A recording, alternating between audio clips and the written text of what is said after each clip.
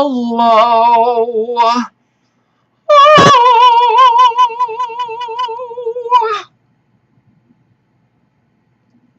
Yeah.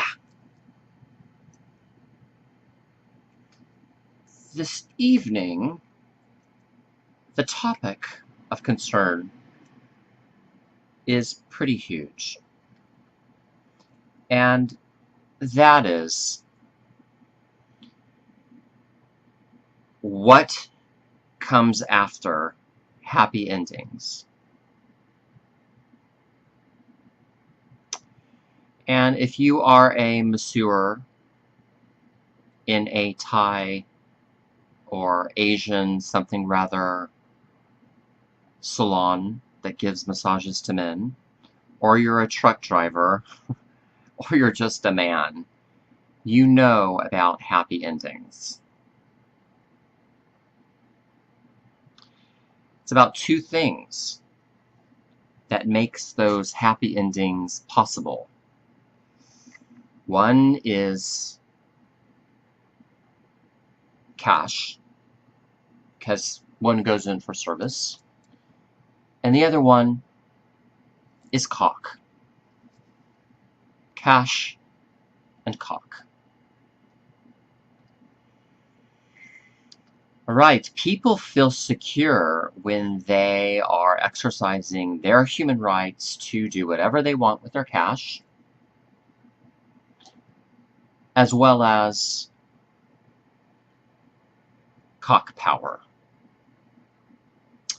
And they are in themselves very selfish if they are out of balance and not portrayed sanely. Okay? And these things can help one become very well adjusted to their life. Case in point, there's this man, okay, and in the day, he used to be a male stripper, go-go dancer, for women as well as men, had the muscles going on, and later on in his life, never really had any skills what should have been developed. Has no choice but to still make a market out of his sexuality. Lives in Las Vegas, Nevada, and he works full-time at an adult bookstore. Actually, I think it's part-time. The name is Patrick. Now, there's adult bookstores all over Las Vegas, and some of them are 24 hours, some of them close. This one closes. So a man walks in, and he goes into the back of the lingerie. And he says to Patrick, who's working behind the counter, hey, if you try these panties on with a little thong, I'll give you $50. So, Patrick never done this before, but hey, it's kind of bad and taboo, right? But the question we ask as analysts, when does the demented become more demented? When does the perversion become more perverse? Certainly after the activity, because then it makes it easier to do it once again with lesser conscious thinking about what could happen, because I'm jeopardizing my employment. So Patrick locks up shop, and he puts on the panties, and he walks around the adult bookstore, and then of course the prospective customer puts $50 in his G-string. And then he changes because a customer is coming into the parking lot through their car. Okay, they're not on foot, they're not on a bicycle, they're not quite street tramps. Okay, so Patrick has time to change and then unlock the door. And at this point, everything is back to normal, and of course, this prospective customer exits the storefront, while this new customer that just parked his car gets out of the car and makes his entry into the bookstore. About 5 minutes before the bookstore in actuality closes for the evening, this prospective customer returns back to seek out a little bit of more of Patrick's hot body. And of course, Patrick has done some male prostitution in Las Vegas, etc. So Patrick's accustomed to the dark side and basically happy endings, right? And the implied sexual favors that comes along with this type of thing. There's been celebrity gay men in Las Vegas in the glass closet that have come in and out of this adult bookstore. So Patrick is a really cool dude.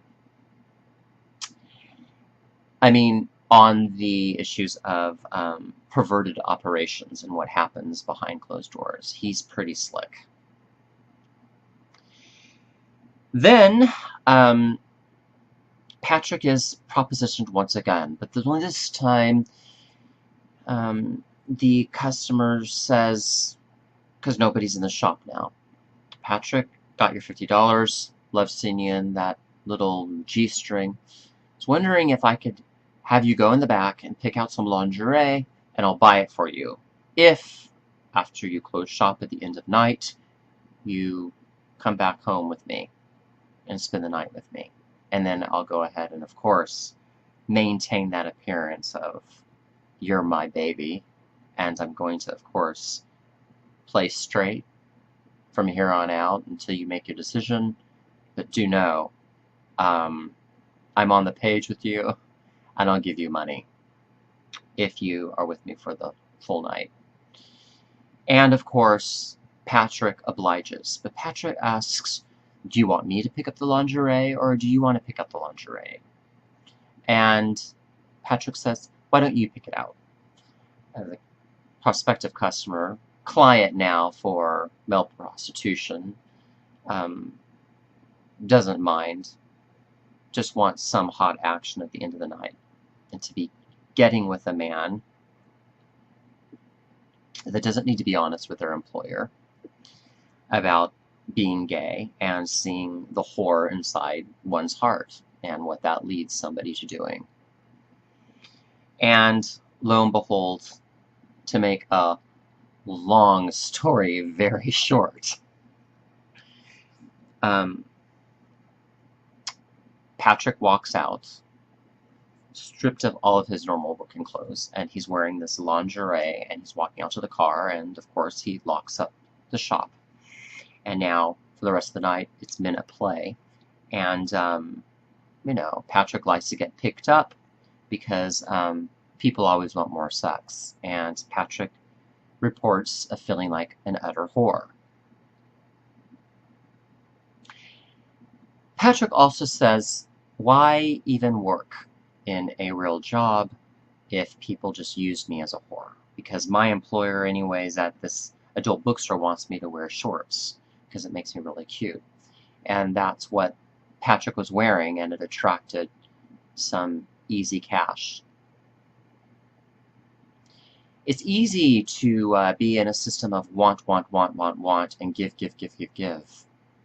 But it's very difficult to sit and wait and see the self and be willing to look at the world through the way you perceive yourself. And come to terms with an eye-to-eye fact that fathers and sons have not created a loving, healthy alliance in our society. And so cute boys like Patrick get used. And I think this is probably the greatest loss when it comes to psychological masculinity. And it's all linked to, of course, the betrayal of family. Between cock and cash, Patrick is still a real person. And nobody has really taken interest in Patrick unless it was for happy endings, because cock and cash make him hard, and cock and cash make other men hard. I think that some of these dilemmas while we are legalizing a same-gender civil ceremony, same-sex marriage, etc., and being okay with people that want to love and be loved by same gender, is that the father-son absence in our society, and even the strong mothers, and even parents that love one another, let's say, but they kick their kids out at the age of 18, and we're the only country that kicks kids out at the age of 18. Patrick was kicked out at the age of 17, and he had to fend for himself. His first job was working the streets on Santa Monica Boulevard in West Hollywood. How he ended up in Las Vegas, I never got that in my reports. And so the generation that's been created by our parents and by the adult industry is a generation that absolutely sucks. The generation that's now being fixed into what's going to happen in the next 30 years because of the decisions we make as baby boomers or grandparents or even young professionals. That even sucks. We want to help men make the right decision, and that right decision in Patrick's case might essentially not fly very high if it's, hey, get another job, because this is the best job he's ever had, because every job that he gets, he's treated like a prostitute. At least this way, he can flaunt his cute little tushy, just like the women in Las Vegas do, working as cocktail waitresses.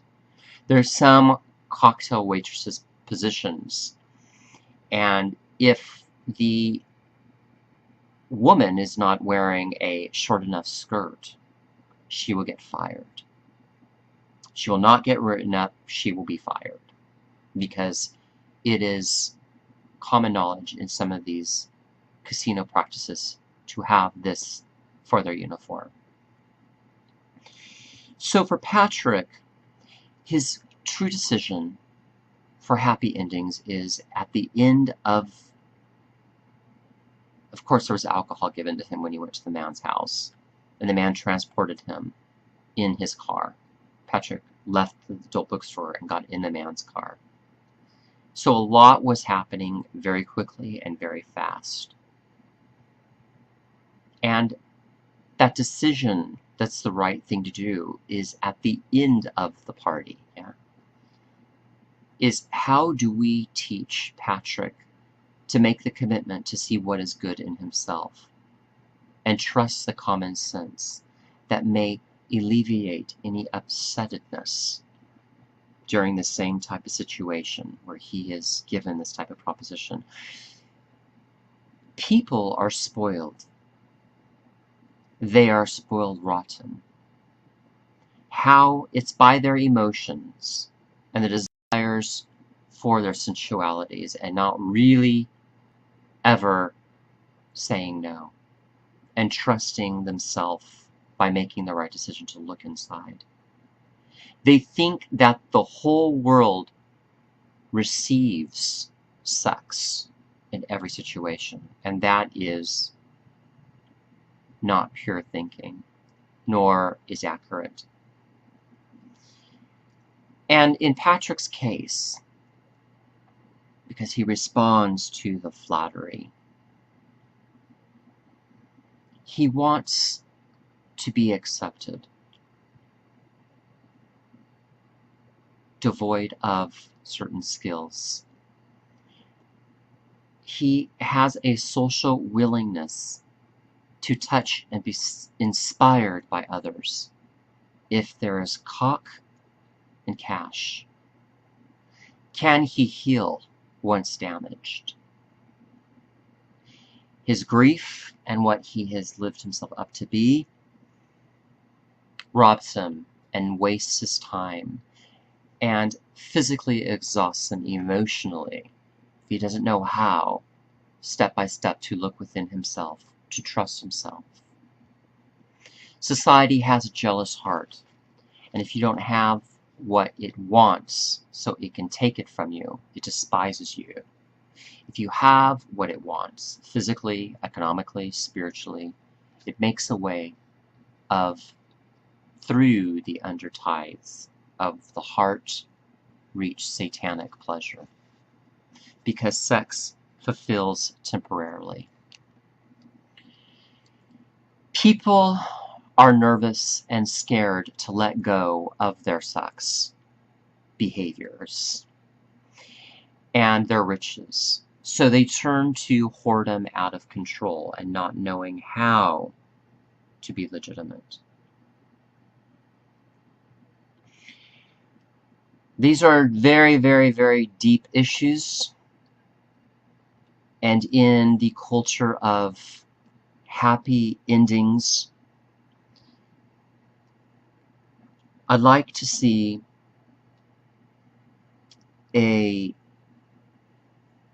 more so trust is safer community, if we're talking gay or straight. People have destroyed good by opening their mouths, being filled with profanity, vulgar language, and gossip, and also thinking bad thoughts. So it's very easy for people to assume that other people are whores. That's one of the things Patrick complained about. This is a time where, as men, we have to, in the acceptance of same-gendered marriage, stand up for morality, because it's social justice, prevalence, and democracy promotion without force. And every state is in the line of legalizing same-sex marriage. And as men, regardless of orientation, persuasion, the greed and corruption really sends people to play that hustler card, okay? And we have to help men get past this mental programming. Men don't want to get a job when they can beat off for freedom. And the only type of social policy some of these men are even concerned about is the I want to jack off for freedom social policy. People don't care about their politics. They don't want to enter the rat race, because whoever wins the rat race is still a rat. You know this, you've heard this before. And it's easier just to be a whore and not reflect. And guys taking care of one another. This is not helping men lessen their fears. It's keeping them on the streets. We must help men capitalize on the safety within for those important decisions that can be made in the self-reflection. To stand up and be strong, to do what is healthy, and not look back and feel sorry for oneself and grow more afraid because one is alone. This leads to more demented thinking. This leads to more perversion of power. We must be healthy as we appreciate ourselves and those around us. Even when others do not take an interest in yourself, do not let the society of whoredom put you in the thinking that there are happy endings if you are pissing it away and you are turning to material sins. I wish you great love and success in making not a happy ending, but a happy start of renewal and forgiving the self for those mistakes. Ciao, Bella.